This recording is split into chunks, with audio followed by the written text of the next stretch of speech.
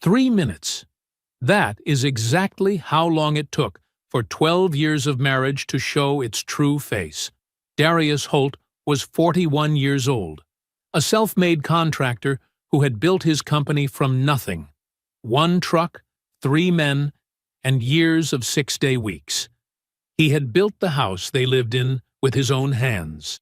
And on an ordinary Tuesday evening, he sat across from his wife at the dinner table and told her one carefully chosen lie: that the company was gone, that the bank had called the loan, that he had lost everything. He watched her face, watched her eyes go somewhere else, not toward him, not to comfort him, but somewhere internal and calculating behind a mask of sympathy. She was upstairs in under a minute, packed in under 3. And when she came back down with that suitcase and a story about her brother's emergency, Darius did not beg, did not argue, did not break. He said, "Drive safe," and picked his fork back up. Because what Priya did not know, what she could not have imagined, was that her husband had been waiting for exactly this moment, and he had not wasted a single second of the day preparing for it. Before we jump into the story, comment where in the world you are watching from and subscribe, because tomorrow's story is one you need to hear. The coffee had gone cold an hour ago. Darius hadn't touched it since he set it down beside the blueprints, and now the mug sat there on the kitchen island with a faint ring forming underneath it on the granite. He didn't notice. His eyes were moving across the hospital expansion drawings, 2nd floor, east wing, the load-bearing wall placement that the structural engineer had revised twice already. He traced the revision line with one finger, following it from the stairwell junction to the exterior curtain wall, pressing lightly against the paper, the way a man checks a surface for level, feeling for something wrong. His hands were not pretty hands. The knuckles were thick, and the skin was dry, and there were calluses across the upper palm from years before he could afford to let other men do the carrying. He kept them clean, kept the nails trimmed, but 20 years of construction work had written something permanent into them, a record of everything it had taken to get here. 2 days. The contract signed in 2 days, and his name on $2.3 million of work. He leaned back from the blueprints and looked at the kitchen. Really looked at it. The high ceilings, the custom cabinetry he had installed himself over 3 weekends 5 years ago, the wide windows that caught the morning light and threw it across the floor in long yellow strips. He had framed every wall in this house, had stood in the mud in November with a nail gun and a level, and built the thing up from a concrete slab, while Priya brought him coffee in a thermos and said, "I can't believe this is ours." The framed photo on the counter had been taken in Montego Bay, 12 years ago.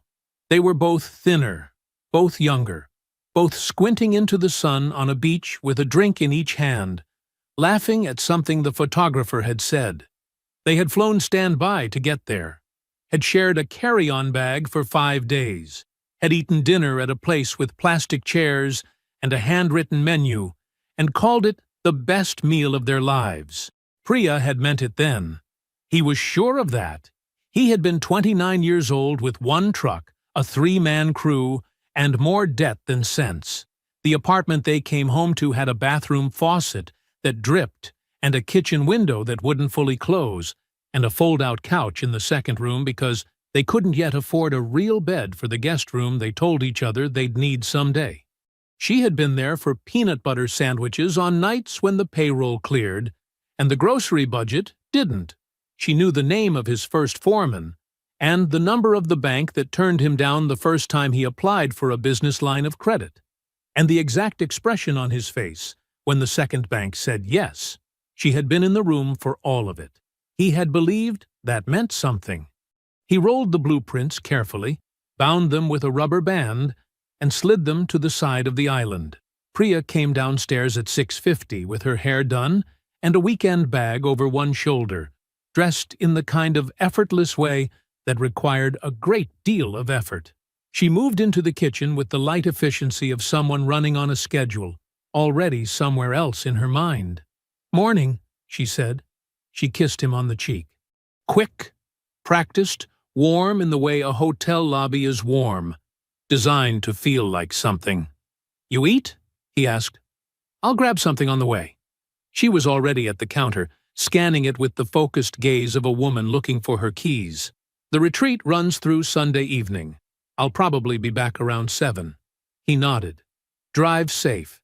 She smiled at him, a real enough smile, and lifted the insulated water bottle from beside the sink. She had mentioned the retreat once, 4 days ago, in the middle of a conversation about something else. A wellness thing, she'd said, with some women from her networking group. He had not thought to ask which women. Her phone was face down on the counter near the coffee maker. It buzzed once, a short vibration, firm and deliberate. Her hand moved to it before the sound had finished. She turned it over, read the screen, and the motion of tucking it into her jacket pocket was smooth and immediate and completely automatic, the reflex of a woman who had done this 10,000 times. She did not look up when she did it. Darius watched this from across the island. He kept his face easy. He said nothing. "Okay," she said, slinging the bag back up on her shoulder. "I'll call you tonight." He watched the car back down the driveway from the kitchen window, watched it reach the street, pause, and pull away, heading east. Then he went to the home office to find the insurance document. The desk was hers when she used it, which wasn't often, but often enough that the top drawer held her things, a checkbook she almost never touched, a folder of miscellaneous paperwork, some personal correspondence she had never invited him to read, and he had never thought to. He opened the second drawer. A manila envelope sat on top of a folded map. No name on the outside. Sealed. He almost put it back. He didn't. Inside was a single bank statement, folded in thirds, crisp as though it had been handled carefully and often. He unfolded it.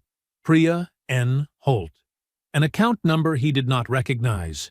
A bank he had never seen attached to her name. The statement was dated 6 weeks prior. The opening date of the account was 11 months ago. Current balance, 91,422. He read the transaction history slowly, from the bottom of the page up. Deposits, consistent and substantial, arriving on the 3rd business day of each month like clockwork. The memo field on every single one was identical. BW Consulting. He sat down in the desk chair. The house was completely silent around him. He did not call her. He did not move from the chair. He held the statement in both hands, those wide, calloused builder's hands, and he looked at the numbers, and he thought. The job site smelled like wet concrete and fresh-cut lumber, and Darius breathed it in the way other men breathe in coffee. Steady, deliberate, letting it settle somewhere useful. He had been here since 6:30. Marcus, his foreman, met him at the trailer with a clipboard and a question about the rebar spacing on the south foundation pour. Darius looked at the spec sheet. He looked at the site. He told Marcus to pull the placement back 2 inches on the eastern run and verify the depth markers before the truck arrived. Marcus nodded and walked away, and Darius moved onto the floor. He checked 3 measurements himself, knelt in the dirt with a tape, called out numbers to a laborer named Deshawn, who wrote them in a notebook without being asked.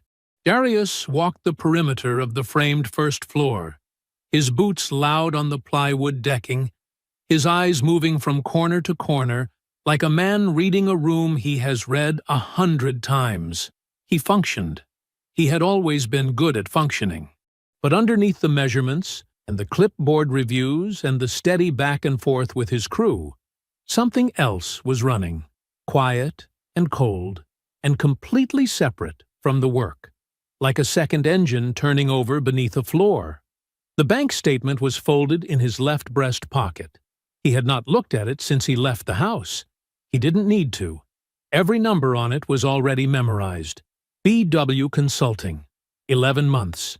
$91,000. By noon, he was sitting in the site trailer with a water bottle and a half-eaten sandwich, and he had made his decision. Not a confrontation. Not yet. A confrontation now would be loud. It would be emotional. And the moment Priya understood what he knew, she would move. On the house, on the business, on every asset he had spent 20 years building. She would have a plan ready. He had already seen enough to understand that she was a woman who kept plans ready. A confrontation now would hand her the starting gun before he had laced his shoes. He needed to see her clearly first, not the performance of her, the real thing, the thing underneath. And there was one way to do that. He would tell her the worst thing she could imagine hearing, and then he would watch what she did. He was home by 4. He changed out of his work clothes, showered, and started cooking. A real dinner, the kind that took time. Rice on the stove, seasoned chicken in the oven, green beans in the pan. He set the table. Cloth napkins, the good plates, candles he found in the buffet drawer, and lit without ceremony. He poured himself a glass of water and stood at the kitchen window while the light outside went from gold to gray. He was not performing calm. He simply was calm. The way a structure is calm after the last beam is set, and the load is distributed, and everything is bearing exactly what it was designed to bear. Priya's car turned into the driveway at 6:40. She came in loose and easy, the way she always did when a weekend had gone well, bag sliding off her shoulder by the door, heels stepping free in 2 practiced movements, a kind of unhooking from the outside world. She lifted the lid on the pot and said it smelled good. She poured herself a glass of wine, the red she kept on the second shelf, and she came to the table and sat down across from him. They ate. The food was good. The candles were burning. Outside, the neighborhood had gone quiet in the early autumn dark. He waited. He waited until she had taken 2 full bites and reached for her wine a second time, until her shoulders had dropped another half-inch, until the meal had found its rhythm and neither of them was performing anything. Then he set his fork down. "Something happened today," he said. She looked up. "The hospital project."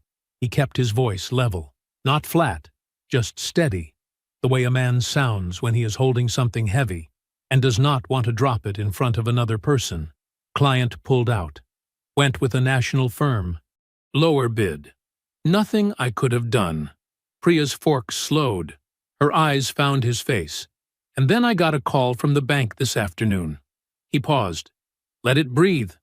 The operating line, the one we use to float payroll between contracts. They're calling it. There's a covenant default. Something in the financials triggered a review. He looked at her directly. I've been on the phone with the accountant, with the attorney, Priya. He stopped. I may lose the company. And if I lose the company, we lose the house. He let the last words come out quiet and plain. I may be looking at losing everything. The table went still. She set her wine glass down, carefully, the way you set something down when your hands are not quite steady. 3 seconds passed. He counted them. Oh my God, Darius. Her voice was soft, full of the right texture. But her eyes were already somewhere else. He watched them go, not toward him, not reaching for him the way a person reaches when someone they love is hurting, but inward, behind the mask, moving fast. I'm so sorry. She reached across the table and touched his hand. I need a minute. I should call Kevin. There's something going on with him. She was already pulling her hand back, already pushing her chair from the table. I just need some air. I need to think. Let me just... She was up. Darius picked up his fork. He heard the stairs. The closet opened 1 minute later. The large walk-in on her side. The one with the track he had been meaning to fix for 2 years, dragging in that particular heavy way as the door swung wide. A drawer. Another drawer. Then the soft thud of the Travel Pro coming down from the top shelf. and the metallic rattle of its handle extending. The zipper. He ate. Then her voice, low and fast, and pressed close to the phone, too low for words, not too low for tone. It was not panic. It was not grief. It was the sound of a woman who had been waiting for something to happen and had just heard the signal she was waiting for. The gate had opened, and she was already moving. Through the ceiling he caught, "Yes, tonight, I know, just—" And then the voice dropped below the floorboards and was gone. He set his fork down. He folded his napkin. He sat very still in the chair he had pulled from the dining room set he had bought 6 years ago at a furniture store in Buckhead. At the table that sat in the dining room he had framed and drywalled and painted himself. In the house he had built from a concrete slab and a set of drawings and 2 years of 7-day weeks. He listened to her heels on the hardwood at the top of the stairs. The suitcase came down step by step, bumping in a slow, even rhythm. She appeared at the bottom of the stairs, with the bag behind her, and her face arranged into the right expression. Worried, apologetic, present. "I'm so sorry to do this right now," she said. "Kevin's got a situation. It's serious. I need to go over there tonight." She was already at the door, already reaching for her keys on the hook. "I'll be back tomorrow. We'll figure this out, okay? I promise you. We will figure this out." Darius looked at her. He looked at the bag. He looked at her face. "Okay," he said. She blinked. She had been ready for something. He could see it. The readiness.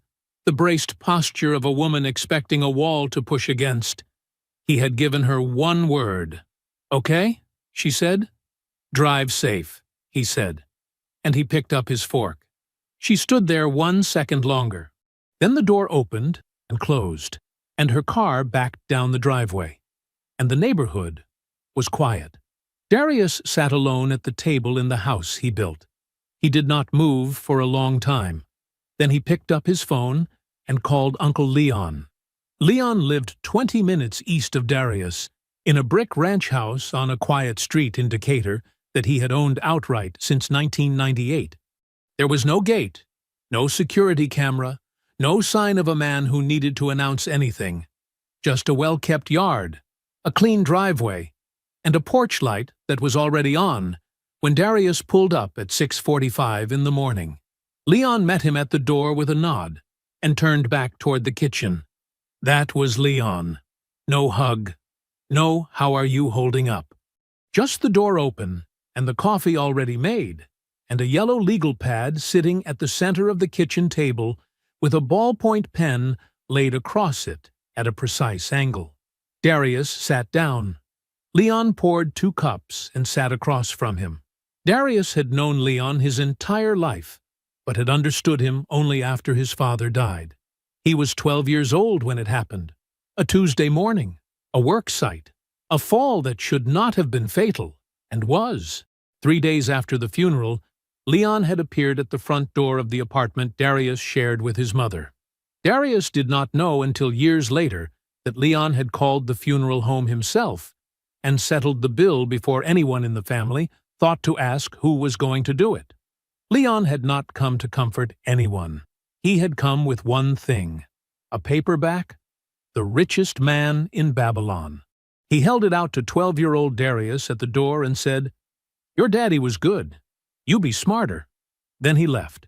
Darius had read that book 4 times before he turned 16. He still had it. Leon uncapped the pen. "Tell me what you know," he said. Darius told him. All of it. The bank statement, the account balance, the 11 months of deposits, the BW consulting notation on every single one, the suitcase, the phone call through the ceiling, her face at the bottom of the stairs. Leon listened without interrupting. He wrote nothing on the legal pad yet. He just listened, his eyes steady, his coffee cup held in both hands. When Darius finished, Leon set the cup down. "3 things," he said, "before she figures out that the test was a test." He uncapped the pen and wrote as he spoke, clean and numbered. 1. You need a business attorney today. Not tomorrow. Today. Priya is a co-owner of Holt Construction LLC. Depending on how that paperwork is structured, she may have legal claim to a significant portion of what that company is worth, including contracts in progress. That exposure needs to be assessed and addressed before she moves on it. Darius nodded once. 2. Full audit. Every account. Business and household. I need to see the money. All of it. Where it went. When it moved. What it was labeled. If she has been draining anything beyond that one account, I will find it. 3. Leon looked up from the pad. Call Tamika. Darius had already been thinking about Tamika. She had run the day-to-day operations of Holt Construction for the better part of 9 years. She knew the books the way Darius knew a set of blueprints. Every line, every number, every place where something did not add up. He pulled out his phone and called her from the kitchen table. She picked up on the second ring. I've been waiting for this call, she said. Tamika's voice was steady and careful, the voice of someone who had been holding something for a while and was relieved to finally set it down properly. Over the past several months, she told him, Priya had made a series of requests, small ones, spaced out, never clustered together in a way that would draw attention. Vendor contact sheets, the company's general liability insurance policy, bonding documentation, a summary of outstanding contracts, and their projected completion date. She had framed every single request the same way. She was helping Darius, being a supportive partner, just getting familiar with how things worked so she could be more useful. Tamika had fulfilled each one. They came through proper channels. Priya was a listed co-owner. There was no legitimate reason to refuse, but something had felt wrong. She could not have named it at the time, not precisely. Just a frequency. The specific, quiet frequency of a woman learning the layout of a building she was planning to leave through a window. So Tamika had kept records. Every request logged, every document provided, noted, dates, formats, what was sent and when. I have a folder, she said.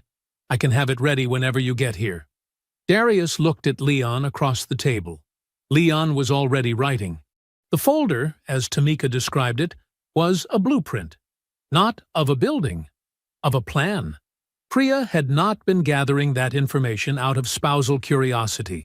She had been mapping the full architecture of Holt Construction, its insured value, its vendor dependency, its bonding capacity and the contracts those bonds were tied to, its debt load and the accounts servicing that debt. She had been building a case, quietly, patiently, over months, for exactly what she could claim and exactly how much it was worth. She was not packing because Darius had nothing. She was packing to leave with as much of what he had as she could legally carry out the door.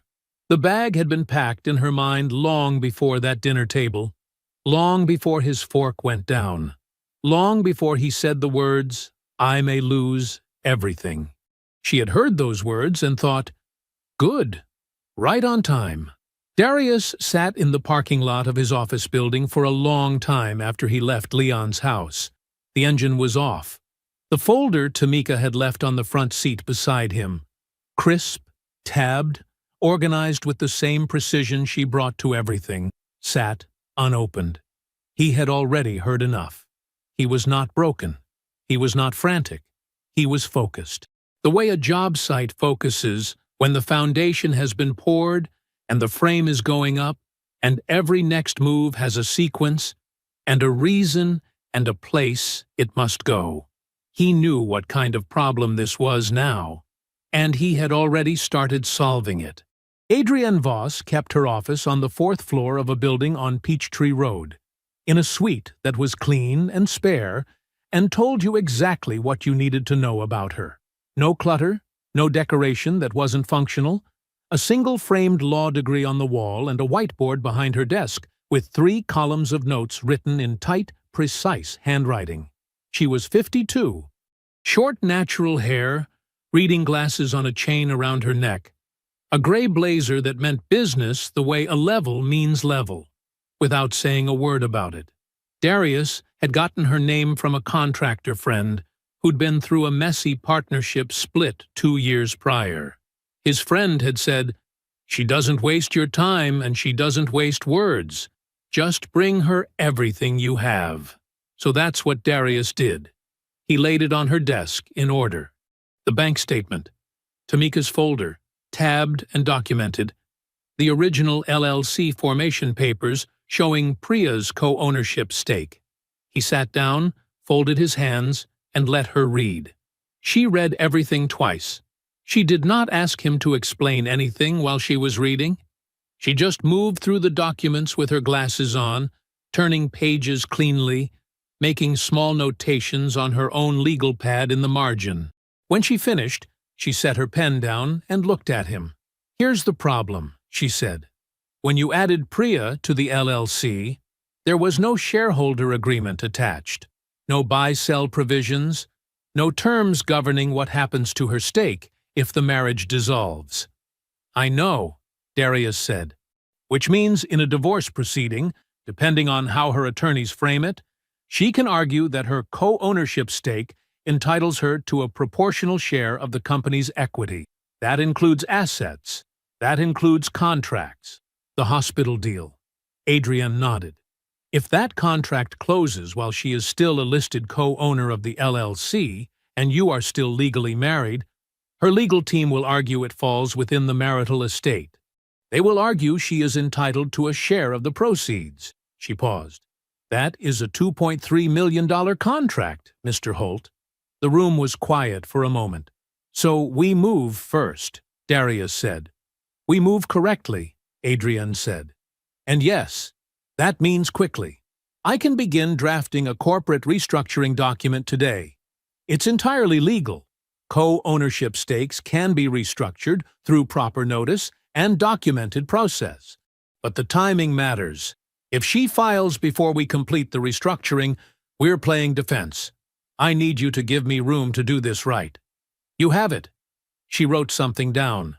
"I'll need the full LLC operating agreement, all amendments, and your current account structure for the business. Can your office manager get those to me by end of day?" "Yes," Darius said. He was already composing the text to Tamika in his head. Adrian pulled the bank statement toward her again and tapped the memo line with one finger. "BW Consulting," she said. "You know who this is?" "Not yet," Darius said. "But I'm working on it." Leon found Bradford Wells the way Leon found everything, through public records, property filings, and the kind of patient, methodical attention that most people cannot sustain for more than 20 minutes, but that Leon had been applying to numbers and documents for 35 years. He called Darius that evening with the first layer. Bradford Wells, 45. Licensed commercial real estate broker, operating in the Atlanta metro market for 16 years. Clean license history. No disciplinary actions. Moderately successful. Not a big firm, but a steady book of business built on commercial leasing and mid-market investment properties.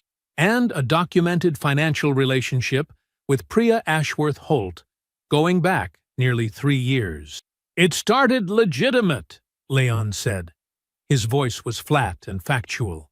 The voice of a man reporting numbers rather than passing judgment. "She used him as a broker on 2 small commercial property searches. Looks like she was scoping investment properties. That was the professional cover. That relationship runs clean for about 4 months. Then the paper trail starts to change. The interactions continue, but there's no new brokerage work to show for them. The line between professional and personal stops being a line." Darius said nothing. "The hidden account," Leon continued, "opens 2 years after they met. The deposits start small. They grow over time, consistent, regular, like a salary. He was paying her," Darius said. "Or she was running money through him and calling it consulting. Could be both." Leon paused. "There's more." Darius waited. 14 months ago, Bradford Wells purchased a 2-bedroom condominium in Buckhead. The property is titled in his name alone. Leon's voice stayed level. The earnest money deposit was $18,500, wired from an account at the same bank as Priya's hidden account, a slightly older account that has since been closed. That account traces back to your joint checking. Darius was still. I went back through your joint account deposits, Leon said. The source funds, I traced them. Cash gifts you deposited over 2 consecutive holiday seasons, and a $25,000 transfer Priya requested approximately 28 months ago. She told you it was for her mother's home renovation. Darius remembered it. He remembered writing it down as a transfer. He remembered not thinking about it again. The renovation, he said. Never happened, Leon said. I checked the property records on her mother's address. No permits filed. No contractor liens. Nothing. Darius pulled the bank records toward him. He read them through once. Then he read them through again from the top. Slowly. Every line. His face did not change. He looked up at Leon. We don't miss a single thing, he said. Leon looked at him for a moment. Then he picked up the pen and wrote it down on the legal pad. Priya came back on a Thursday. Darius heard the garage door before he saw her. He was sitting at the kitchen island with a bowl of reheated rice and a set of revised bid documents spread in front of him. He did not get up. He waited until she walked through the door, and then he looked up the way a man looks up when he is tired and glad to see his wife. She came in with her bag over one shoulder and a paper sack from the Thai place on Holcomb Bridge that she knew he liked. She set the food on the counter and crossed to him and put both arms around his shoulders from behind, pressing her cheek against the side of his head. I missed you, she said. Missed you too, he said. He meant neither word, and said both clearly. She unpacked the food while she talked. Kevin was stabilized, a financial thing. She did not get too specific. She was sorry for leaving the way she did. She moved through the kitchen with the ease of a woman who had never left it. She found the plates without looking. She poured him water without being asked. Darius watched all of it and said nothing that was not useful. They ate. The first question came before she finished her second bite. Have you talked to the bank again? She asked. Her voice was careful, soft with concern. Couple times, he said. They're working with us. Nothing definite yet. And the accountant? What does Gerald say? Says we have options. Nothing we have to decide tomorrow. She nodded slowly. Her eyes moved across his face, the way a person's eyes move when they are reading something, not looking at something. What about the hospital job? She said. Is there any chance they come back to you? If the other firm falls through? Hard to say, Darius said. Maybe. He picked up his fork. He let the maybe sit there. He did not add to it. She asked about payroll next, about the operating line, about whether the vendors had been notified of anything. Each question arrived wrapped in concern, delivered in the voice of a woman who was only asking because she loved him and wanted to help. Darius answered each one the same way, partial, vague, grateful. He gave her the shape of information without the substance. He let her hear worry in his voice because worry was what she was listening for. It confirmed the story she had already decided was true. He was, in the most deliberate sense of the word, performing. And behind the performance, quietly and without interruption, everything was moving. Adrian had filed the LLC restructuring paperwork on Tuesday. Tamika had been running on parallel tracks all week. Vendor contacts, bonding documentation, certificate of insurance assignments, all of it transferred back into Darius's sole signature authority under a standard operations memo that would have looked routine to anyone who did not know what it meant. The hospital contract was being finalized under Holt Commercial Group LLC, the new entity Adrian had incorporated the prior week. That entity had one owner, one signature authority, and no connection to Priya Holt. Not legally, not on paper, not in any way that mattered. The world Priya was mapping in those careful dinner questions was already a different world than the one she thought she was mapping. She did not know that yet. They ate dinner together 4 nights in a row. Darius cooked 2 of them. She cooked 1. On the 4th night, they ordered in. Each evening followed the same quiet rhythm. She would ask about the business with the patient frequency of someone checking a wound. He would answer in the same register. Worried, steady, managing. He asked about her days. She told him things, a friend's drama, a show she had started watching, a comment someone made at the gym. He listened with complete attention, not because he cared about the content, because every word was information. The way she described her days told him where the gaps were, the rhythm of what she volunteered and what she did not, the moments when her eyes moved away from him mid-sentence for reasons that had nothing to do with what she was saying. He catalogued all of it and said nothing. On Saturday morning, he drove to his mother's house in College Park. Dolores Holt was 68 years old, 5 feet 3, and had been retired from the Atlanta public school system for 4 years, without slowing down noticeably. Her house smelled like coffee and fabric softener. She had the news on low when he arrived. She took one look at him at the door and stepped back to let him in without asking any questions first. He sat at her kitchen table and told her enough. Not everything. Enough. She listened without interrupting. When he finished, she was quiet for a moment. She turned to the stove. "When a person shows you who they are," she said, her back to him, "the only question left is what you're going to do with what you know." She set a plate in front of him. Eggs, toast, sliced tomato. "Eat," she said. He ate. She sat across from him and kept him company, and did not say Priya's name again. She did not offer explanations for what Priya had done, or reasons that might soften it. She simply held the space the way a good teacher holds a room, with presence, without noise. When he left, she hugged him at the door and held on a moment longer than usual. He drove back through the Saturday morning traffic and did not think about anything he could not control. The email from Adrienne arrived at 5:47 that Friday evening.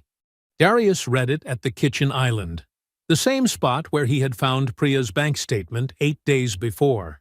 The email was 2 paragraphs, precise and without ceremony. The restructuring was complete. The filings were recorded. All documentation was attached. Effective close of business that day, Priya Holt held no ownership interest in Holt Construction, LLC. He read it once. He printed it, folded it in thirds, and placed it inside the manila envelope that had started everything. The same envelope he had found in Priya's drawer, now repurposed, now his. He turned off the kitchen light. He went to bed. Kevin picked the spot himself. A barbecue place off Memorial Drive with vinyl booths and a laminated menu that had not changed in 15 years. Darius knew it. He had eaten there a dozen times over the years, usually with Kevin, usually because Kevin chose it. Kevin always chose places where the bill came out to nothing serious. Old habit. He was already in the booth when Darius arrived, working on a sweet tea and a basket of hush puppy. He stood halfway up when Darius walked in, the way a man stands when he is grateful and wants it to show. "D," he said. "Good to see you, man." "Real good." "You too," Darius said, and slid in across from him. They ordered. Kevin got the brisket plate. Darius got the pulled pork. The server left, and Kevin leaned back with the easy comfort of a man who had already decided this was a good day. "So, what's the consulting thing?" Kevin asked. "What do you need?" "Just some legwork," Darius said. "Vendor calls, some follow-up on a couple contacts I don't have time to chase down myself. Paid per task, $50 an hour, cash." Kevin's face opened up. "Yeah, absolutely. I can do that. When do we start?" "Soon," Darius said. "Let's eat first, catch up a little." Kevin was happy to catch up. That was the thing about Kevin. He was always happy to talk. He was the kind of man who filled silence without noticing it, who moved through conversations the way he moved through other people's generosity, easily, without tracking the cost. Darius let him go.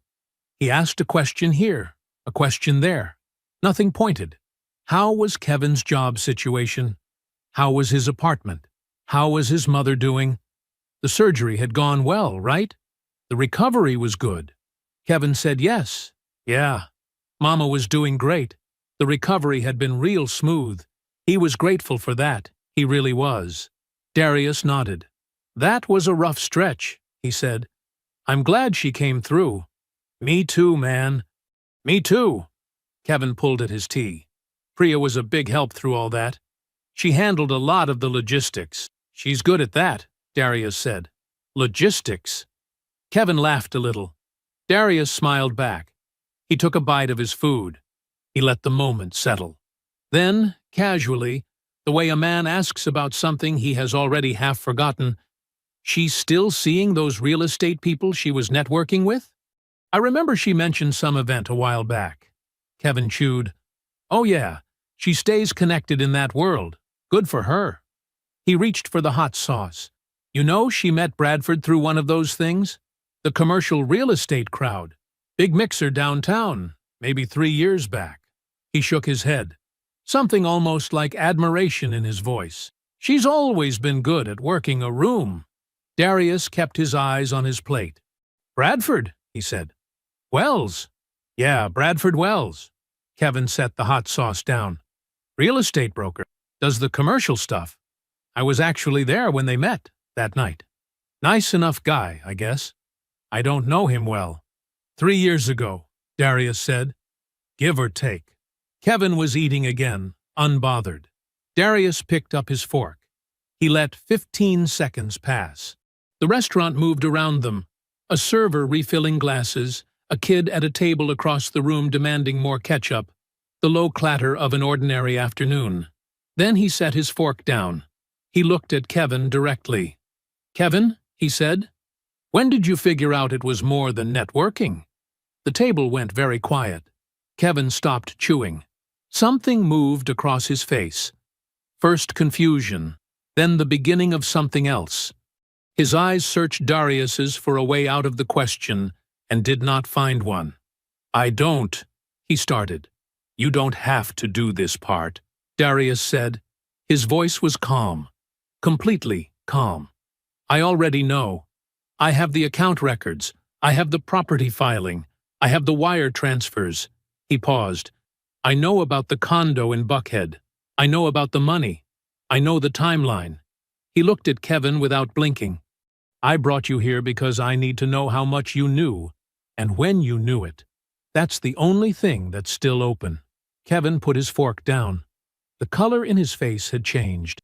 He looked, suddenly, like a man who had been sitting in a warm room and felt the temperature drop without understanding why. He did not speak for a long moment. D, he finally said. His voice was different now, smaller.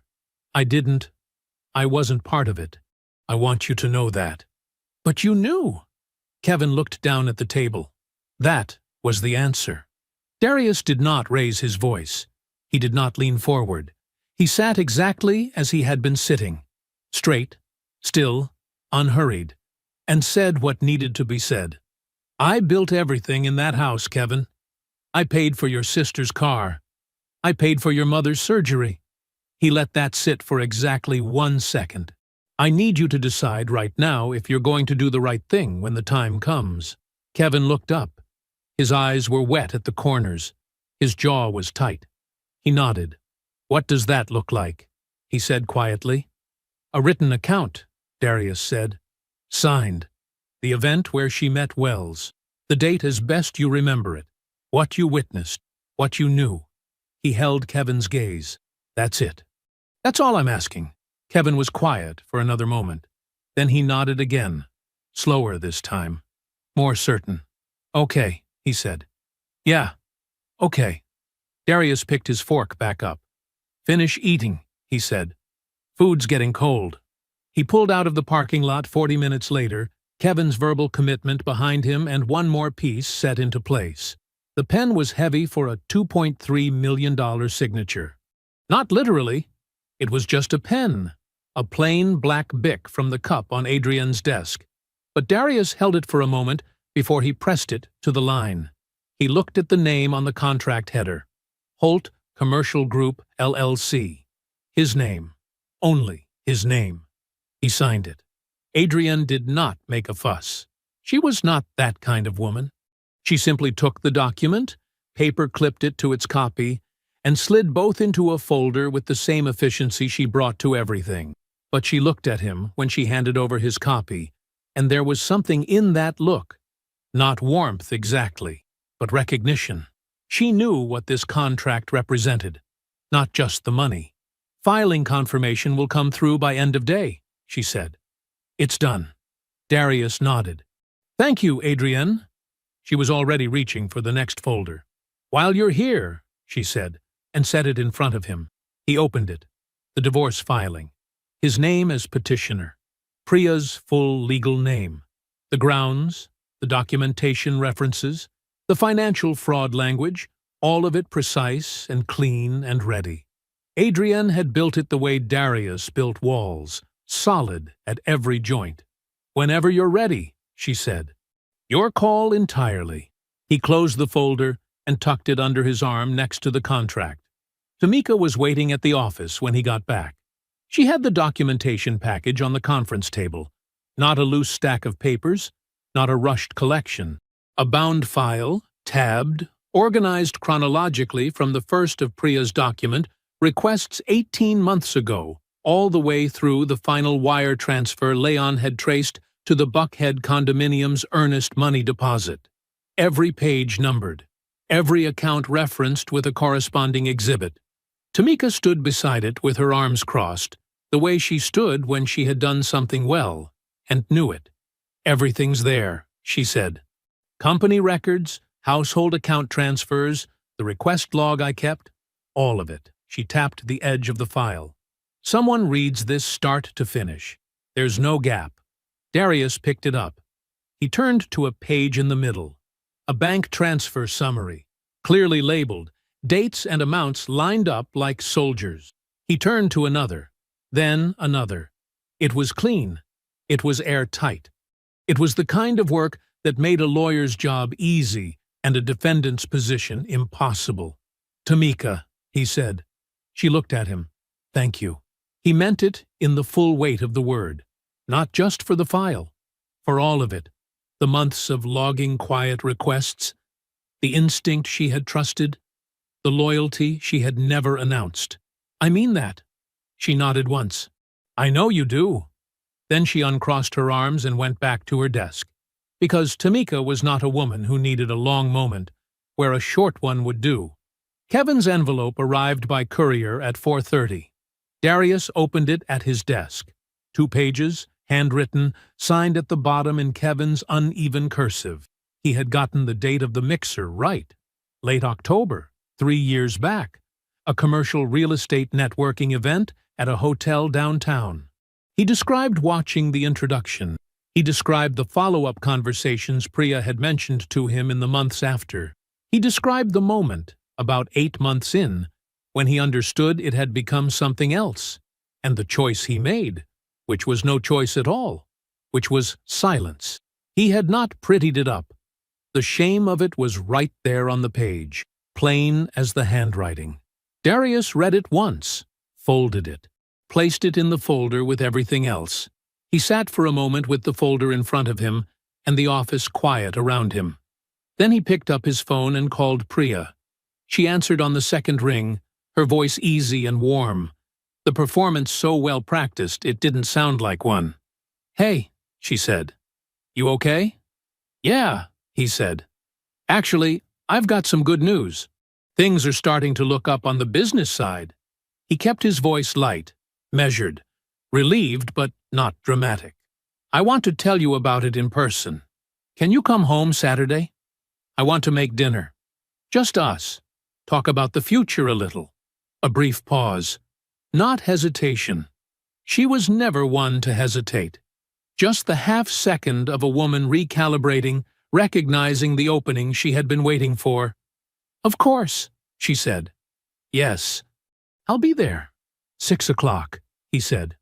"I'll be there," she said again, and her voice carried the particular ease of someone who believes they are exactly where they plan to be. He said good night and set the phone down. That night, he sat on the back porch for a long time. The yard was dark and still. The oak tree in the corner, he had planted it the second year in the house, a $10 sapling from a hardware store, had grown wider than he expected. He looked at it in the dark and did not think about Priya. He thought about the tree. He had not had a drink since the night he found the envelope. He had not missed it. The glass of water on the porch table was cold, and he took a slow sip and set it back down. He was not performing calm tonight. There was nothing to perform. He was simply ready. Inside, he lifted the manila folder from the counter and opened it one last time. He checked each tab: the bank statement, the wire records, the property filing, the photographs, time-stamped, Kevin's signed account, the LLC restructuring confirmation, the Holt Commercial Group Incorporation papers, the closed contract, every piece in its place, every fact documented, every thread tied. He closed the folder and left it on the kitchen counter for tomorrow. Then he turned off the light and went to bed. The candles were plain white ones from the drawer beside the stove. He had not bought them special. They were the same candles he always kept in the house, the ones Priya used to light on the weekends when she felt like making the dining room look nice. He lit them now because it was the right touch, not because he felt sentimental about it. The table was set. The food was ready. The folder was on the kitchen counter where he had left it. He heard her car in the driveway at 6:03. She came through the door with a soft smile already in place, her coat over her arm, her hair done the careful way she did it when she wanted to look effortless. She saw the candles. She saw the food. Something moved across her face. Not quite guilt, but something in its neighborhood. "Look at this," she said, her voice warm and low. She hung her coat by the door. "You didn't have to do all this." "Sit down," Darius said. "Food's hot." She sat. She unfolded her napkin with the ease of a woman who felt at home, who believed she was meant to be here, who had no reason yet to feel otherwise.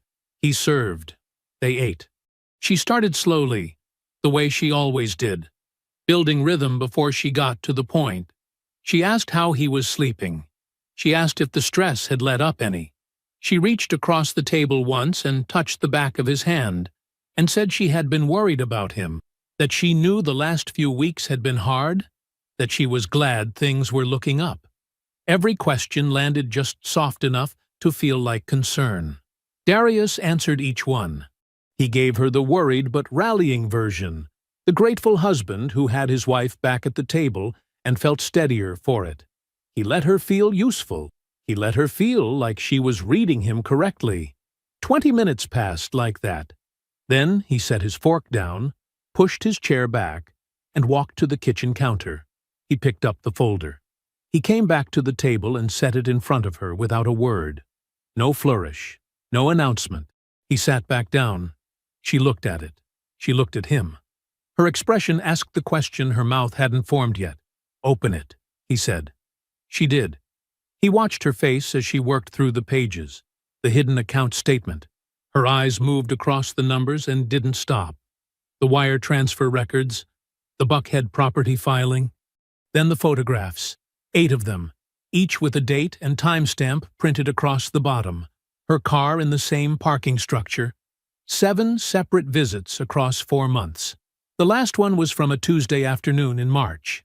She set that page face down on the table. Then Kevin's 2 pages, his handwriting, his signature at the bottom. She stopped there. The candles threw soft light across the table. Somewhere outside, a car passed. Inside the house, there was nothing but the sound of the dinner cooling between them.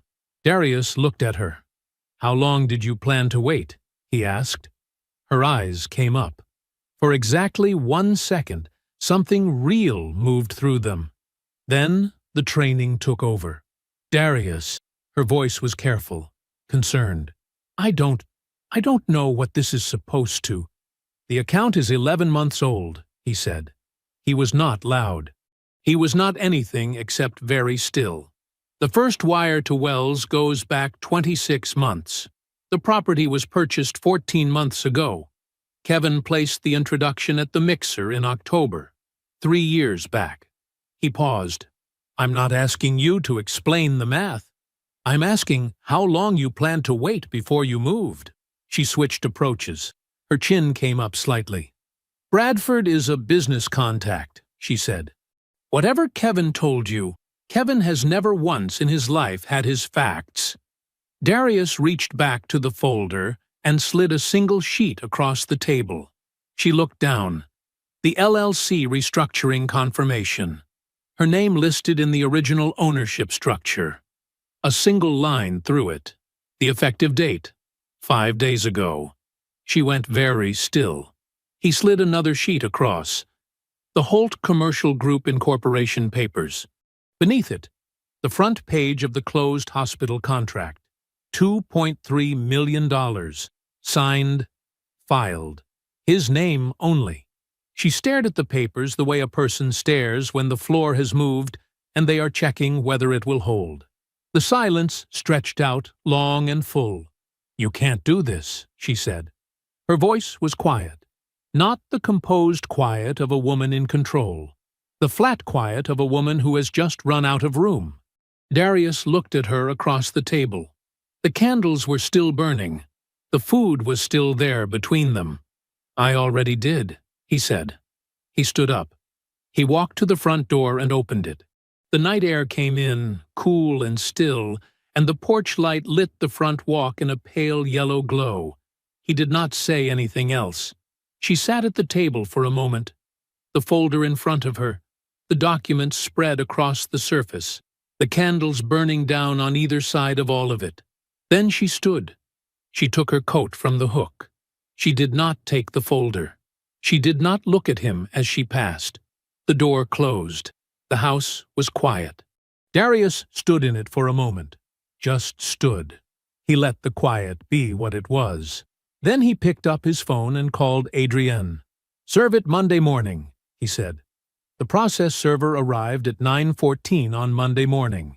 Priya was at the kitchen table of Bradford's Buckhead condominium with a mug of coffee she had not touched. She answered the door in a robe. The server said her name. She said yes.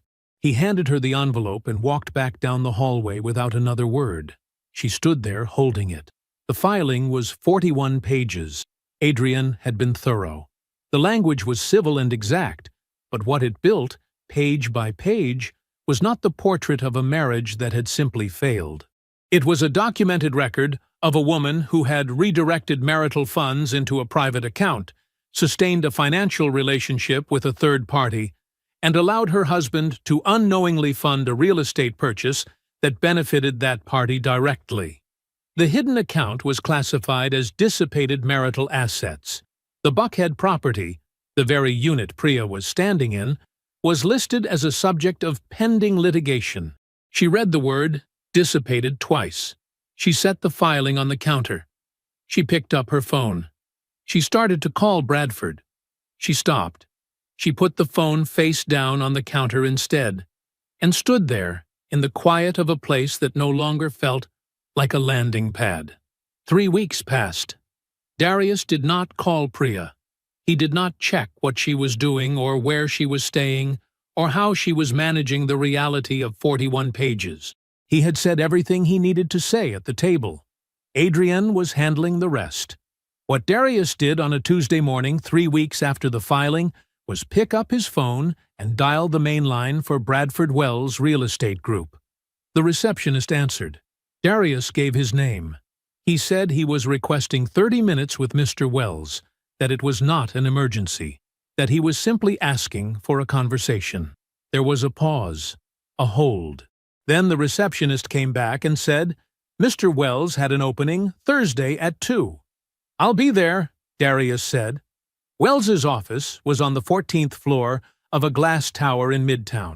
The reception area had leather chairs and a city view, and the particular quiet of a place that wanted you to feel like money before anyone said a word.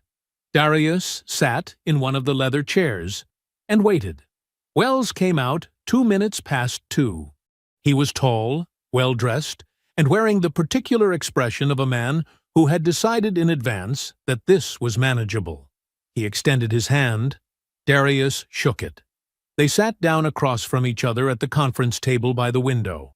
Darius set his folder on the table and opened it without preamble. He placed the first document in front of Wells, the wire transfer records, traced from Darius's holiday deposits and the $25,000 renovation transfer through Priya's now-closed account to the earnest money wire on the Buckhead unit.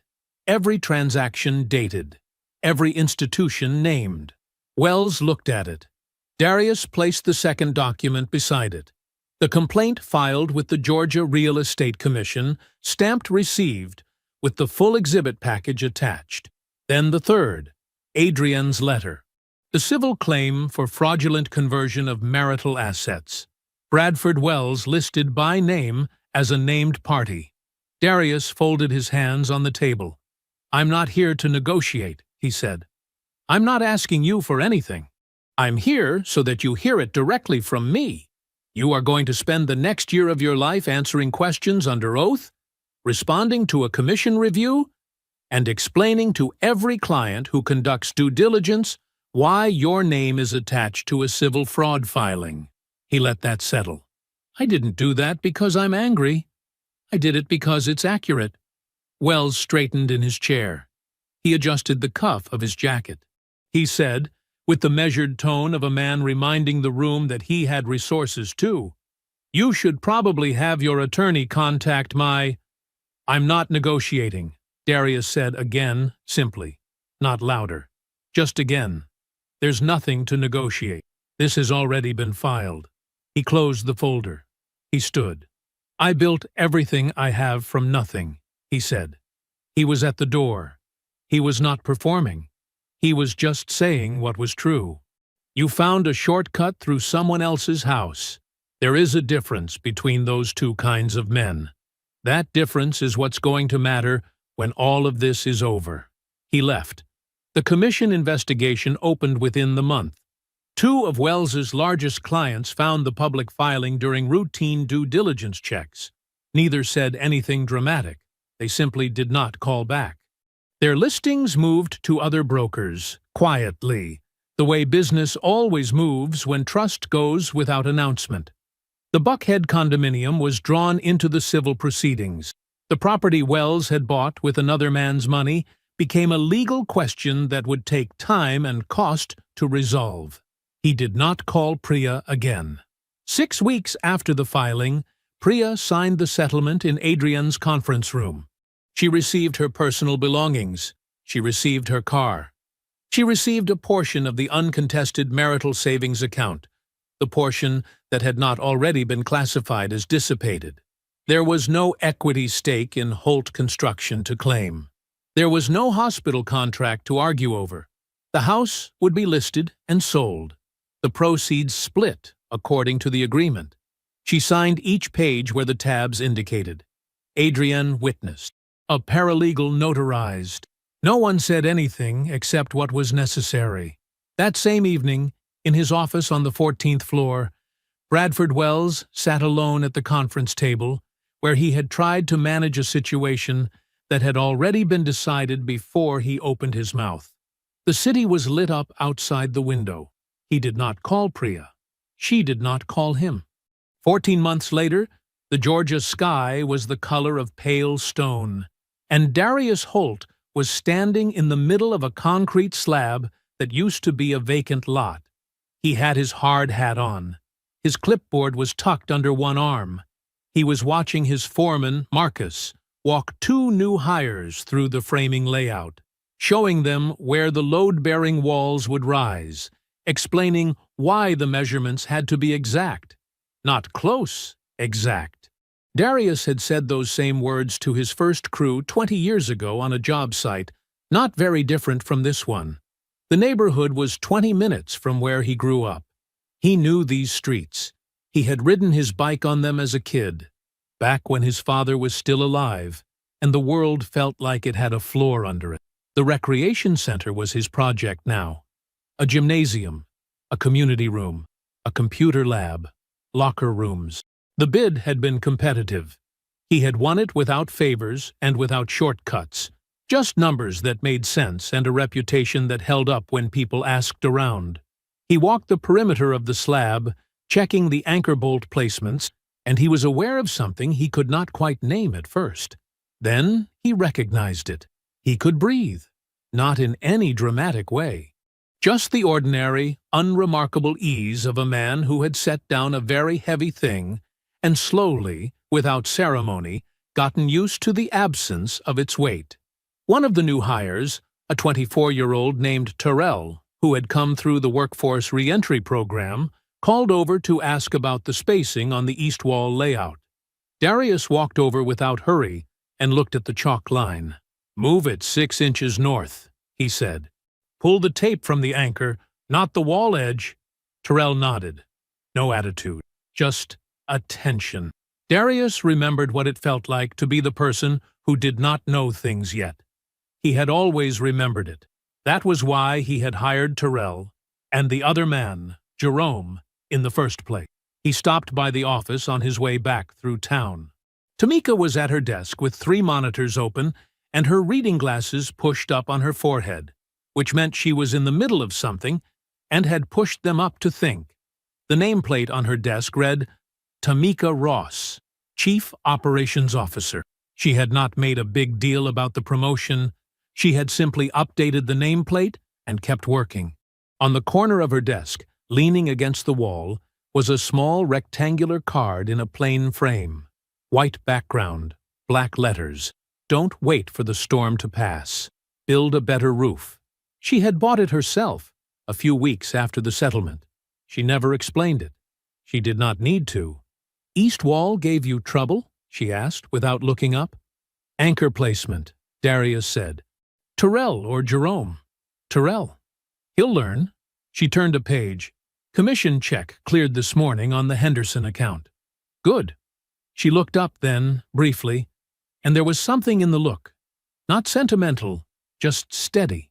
That was its own kind of language between 2 people who had built something together and watched someone try to take it, and watched it hold. He left her to her work. That evening, Leon came by the apartment. It was a clean place, intentional. Darius had picked every piece of furniture himself, taken his time, filled the rooms only with what he actually wanted. There were blueprints on the drafting table in the second bedroom. There were no framed photos in the hallway that had to be thought about before looking at. Leon brought a container of his wife's rice and chicken and set it on the kitchen counter without a word about it. They fixed plates and sat in front of the television and watched the second half of the game. And for a long while, neither of them said anything that needed to be said. At halftime, Leon looked over at him. "You did good, son." Darius looked at the television. "You helped." Leon waved his hand, a small, dismissive motion, the same one he had been making since Darius was 12 years old. "I gave you a yellow legal pad and some coffee. You did the rest." Darius did not argue with that. It was true enough. Priya lived in a rental apartment on the east side. She had found work. Steady, ordinary, the kind of employment that paid the bills without excess. The settlement had given her a start, but not the landing she had engineered. Bradford Wells had not called in 11 months. The life she had built toward, one that required the careful dismantling of someone else's, had not materialized into anything close to what she had planned for. She was ordinary now, for a woman who had spent years believing she deserved more than ordinary. That was the verdict that lived with her quietly every day. Wells's professional name still carried the shadow of the commission investigation. It had not destroyed him outright, but it had reduced him, peeled away the shine that his entire identity had been built on. Clients who asked around heard enough to look elsewhere. On a Tuesday evening, Darius drove home from the recreation center job site, with the radio on low. He was not thinking about Priya. He was thinking about the gymnasium.